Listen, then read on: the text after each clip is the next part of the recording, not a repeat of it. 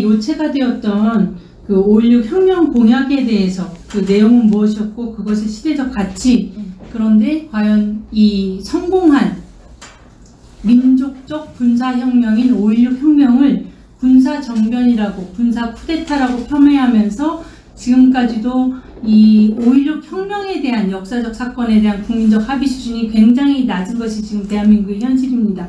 이 부분에 대해서 최지민 대변인, 우리공화당 최지민 대변인, 최지민 기획홍보팀 부국장님께서 5.16 혁명 공약의 시대적 가치와 그리고 5.16 혁명을 부정하는 세력들은 과연 누구인가에 대한 논의를 한 다음에 이따가 또 추후에 김경희 대변인을 통해서 5.16 혁명 정신에 대한 이야기를 좀 더 들어보겠습니다.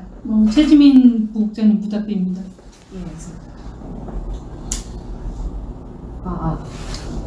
예, 저 말씀을 드리면 이제 5.16 혁명을 혁명이 아닌 군사 쿠데타라고 하는 사람들이, 그리고 군사 정변이라고 하는 게 지금 1994년 이래로 불행히도 정설이 됐습니다. 그래서 먼저 이제 그 전에 5.16 혁명을 지탱하는 그 정신된 공약에 대해서 먼저 말씀을 드리려고 합니다. 그 원문은 그렇게 길지 않아요. 그래서 만약 이제 시간이 허락한다면 전문을 먼저 읽어드리고 이에 대해서 짧게 평을 하려고 합니다. 그래서 이제부터 5.16 혁명 공약 내용 전문입니다.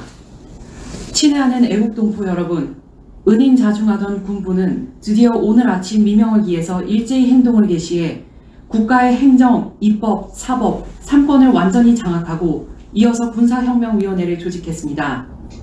군부가 걸기한 것은 부패하고 무능한 현 정권과 기성 정치인들에게 이 이상 더 국가와 민족의 운명을 맡겨둘 수 없다고 단정하고 백척간두에서 방황하는 조국의 위기를 극복하기 위한 것입니다. 군사혁명위원회는 첫째, 반공을 국시의 제1의료 삼고 지금까지 형식적이고 구애만 그친 반공태세를 재정비 강화할 것입니다. 둘째, 유엔 헌장을 준수하고 국제협약을 충실히 이행할 것이며 미국을 위시한 자유우방과의 유대를 더욱 공고히 할 것입니다. 셋째, 이 나라 사회의 모든 부패와 부합을 일소하고 퇴폐한 국민도의와 민족정기를 다시 바로잡기 위하여 청신한 기풍을 진작할 것입니다.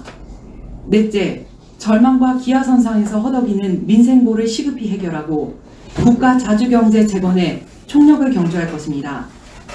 다섯째, 민족적 수건인 국토 통일을 위하여 공산주의와 대결할 수 있는 실력 배양에 전력을 집중할 것입니다.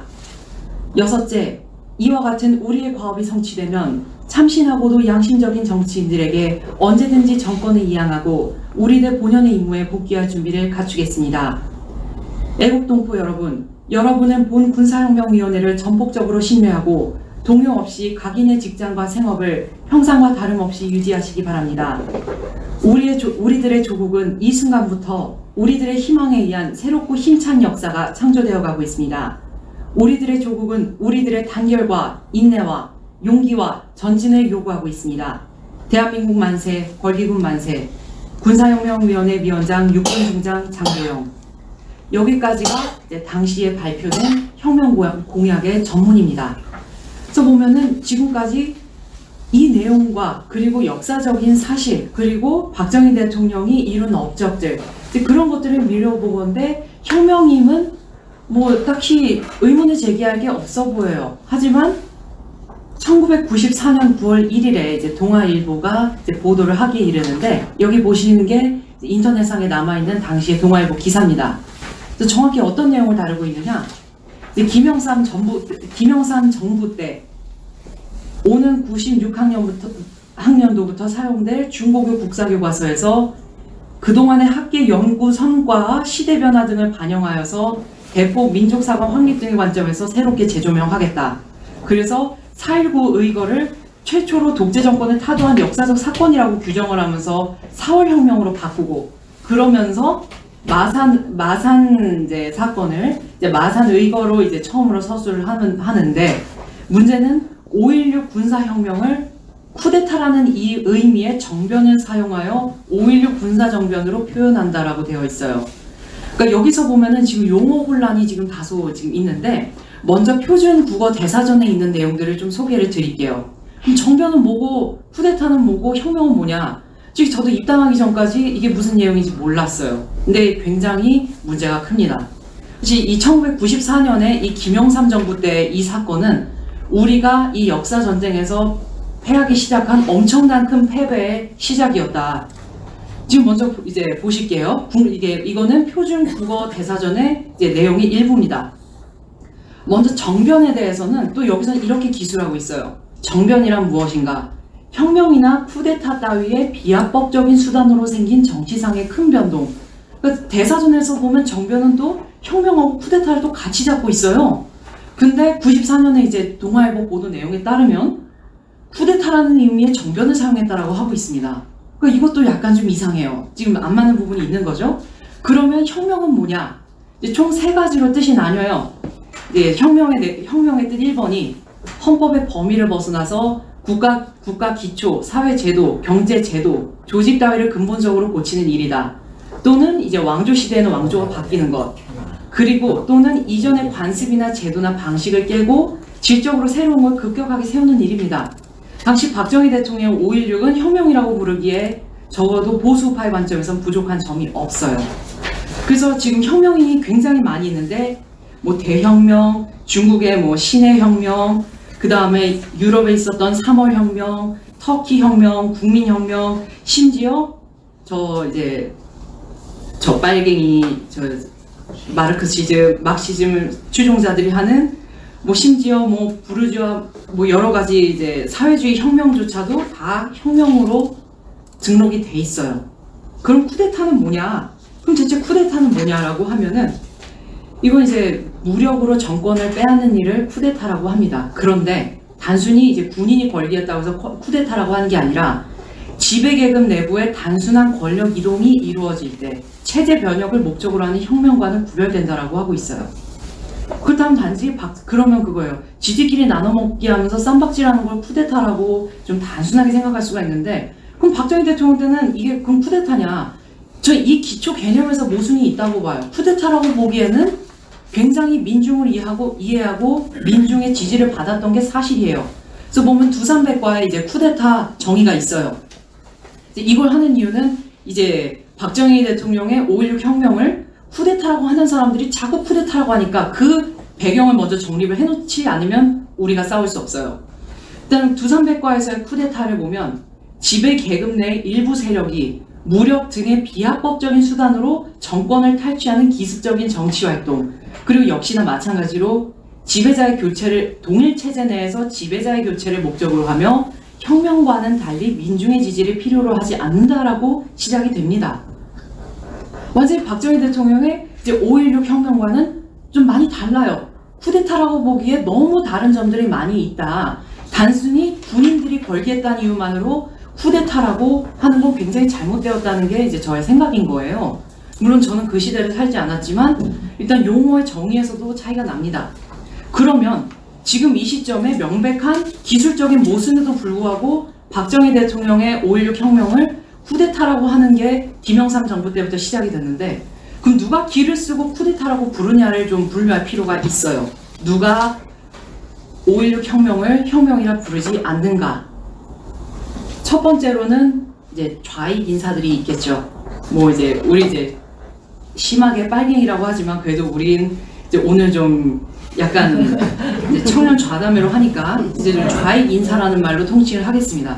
좌익 인사들은 뭐 무슨 자기들끼리는 이미 서로 보수 진보로 나눠갖기 시작했어요. 보수 우파를 다 죽여놓고 그 위에서 이제 심지어 문재인 씨가 보수라는 말까지도 하면서 자기들끼리 보수 진보 나눠먹기를 합니다. 이런 슬픈 상황에 하나의 프레시한 기사를 이제 소개를 해드릴게요.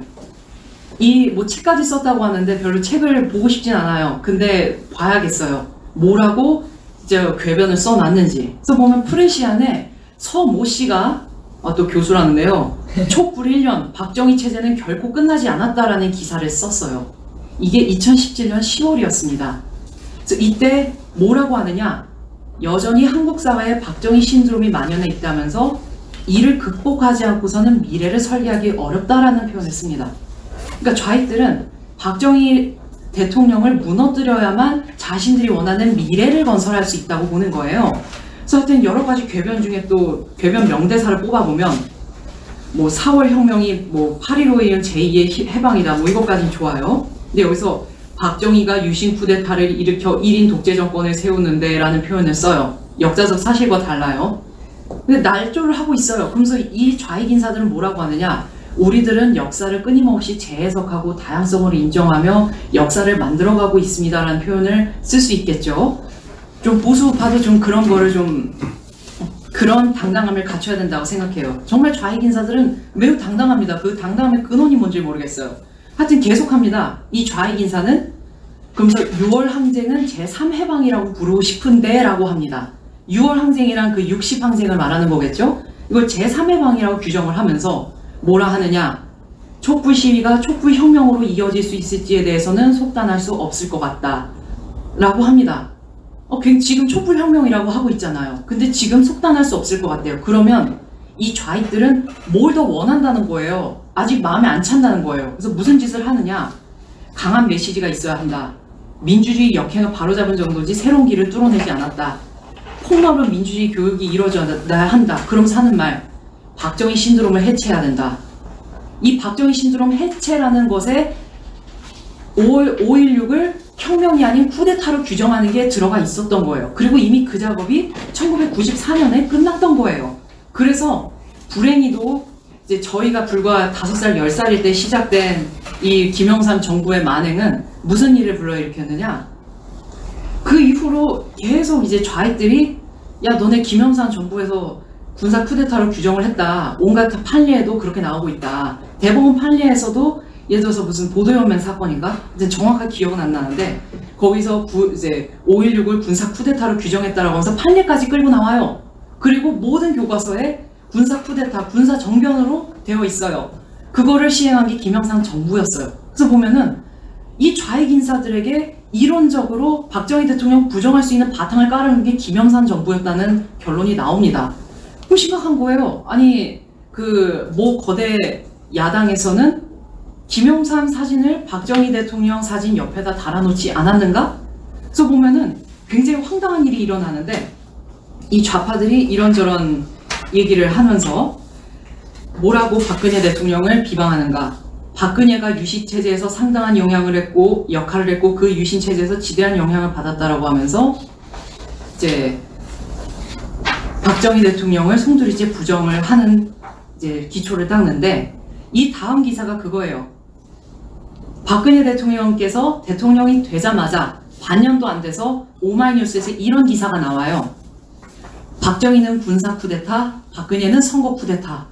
이런 식으로 그 부녀 대통령에 대해서 박정희 대통령의 쿠데타 프레임 씌우더니 그 다음에 박근혜 대통령의 쿠데타 프레임을 씌운 거예요. 무슨 선거 쿠데타예요? 민주적으로 당선된 과반으로 당선된 대통령한테.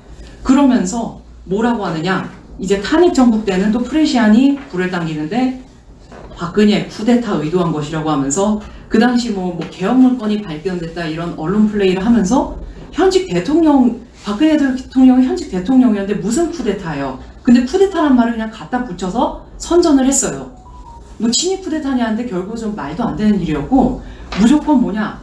박근혜 대통령, 박정희 대통령 쿠데타 이런 연상 효과를 남기기 위해서 계속해서 그 단어를 끌어다 말이 되지도 않는데 갖다 붙입니다. 그러면 이런 바보 같은 일들이 아무리 좌익 인사들에 의해서 주도가 됐더라도 보수 우파 진영에서는 결코 흔들리지 말았어야 되는데 이 이후로 바보들의 행진이 이어져요. 그래서 대표적으로 뭐냐? 박근혜 대통령께서는 5.16을 이제 구국의 혁명이라고 이미 천명하신 바가 있었어요. 수년 전에. 한 거의 10년 됐죠. 그랬더니 여기에 이런 사람들이 나오기 시작해요. 남경필, 박근혜 5.16 발언 동의하기 어렵다. 뭐 있어요. 좌익 인사라고는 부르고 싶지 않아요. 단지 이제 저는 약간 바보들의 행진이라고까지 생각을 하게 됐어요. 뭐 누가 바보라는 건 아닙니다. 그 다음에 또 뭐 김태호, 박근혜, 딸로서의 평가와 역사인식 구분해야 뭐 이런 사람들이 있어요. 잘 모르겠어요. 그래서 이 사람들은 뭐냐? 교과서 탓하는 거예요. 그래서 또 교과서에 쿠데타라고 있지 않느냐? 그러다 그 이제 또 깨알같이 또 이런 얘기도 나오죠. 뭐 박지원, 박근혜의 독식, 박정희도 이러진 않았다. 그 우리가 아는 그 박지원입니다. 눈 하나 있는 분이요. 예, 눈 하나 있다고 했어요. 비하하지 않았어요. 근데 또 여기서 이제 뭐라고 하느냐? 그럼 김영삼 대통령이 이제 어떻게 박정희 대통령에 대해서 무슨 생각을 하고 있었는지 이제 기사가 나오는데, 이제 문서 번호가 다2군요. 박정희 옆에 나란히 걸린 김영삼 과연 행복할까라는 기사가 있어요. 그 자유한국당에서 이제 홍준표 씨가 당대표를 했을 때, 그러니까 대선 끝나고 이제 박정희 대통령 사진 옆에 김영삼 전 대통령 사진을 걸어놨을 때였어요. 그래서 거기서 이제 김영삼 대통령은 뭐 평생 어떻게 뭐 박정희 대통령 뭐 어쨌다 이러면서 말들이 있는데, 김영삼 전 대통령은 2000년 초 회고록을 낸 일이 있다. 그러면서 회고록에 명대사를 써놨어요. 5.16 쿠데타가 그 싹을 무참히 뒷밟아 버림으로써 역사의 시계를 30년이나 거꾸로 되돌려 놓았다. 뭐 박정희의 5.16 군사 쿠데타 이후 전두환에 이르는 30년 군사 독재 전 기간에 걸쳐 민주화 투쟁의 현장에서 뭐 어쩌고 권위주의 군부 통치에 맞서 싸웠다. 뭐 박정희 전두환 두 군사 독재 정권의 정보 공작 정치에 의해 그 원형이 파괴 유린된 지 오래되었던 것이다. 뭐 이런 소리를 하고 있어요. 회고록에 썼대요. 한번 읽어봐야겠어요. 진짜인지. 일단 기사에는 일단 그 5.16 혁명 공약의 전문도 저희가 들어보았고, 또 5.16 혁명을 부정하는 세력들이 좌우에 걸쳐서 포진해 있음을 또 최지민 부국장님을 통해서 들었습니다. 이것은 그야말로 역사 전쟁 상황입니다. 단순히 5.16 혁명을 뭐 군사 정변으로 부르든 군사 쿠데타로 부르든 군사 민족적 5.16 혁명이라고 부르든 아무 상관이 없는 게 아닙니다. 대단히 중대한 사안입니다. 이 용어 전쟁으로부터 역사 전쟁이 끝없이 전개되어서 지금 이 지경까지 처하게 됐기 때문에 그 혁명 공약과 부정하는 세력들에 대한 구체적인 사례를 들어가면서 최지민 부국장님의 말씀을 들어보았고,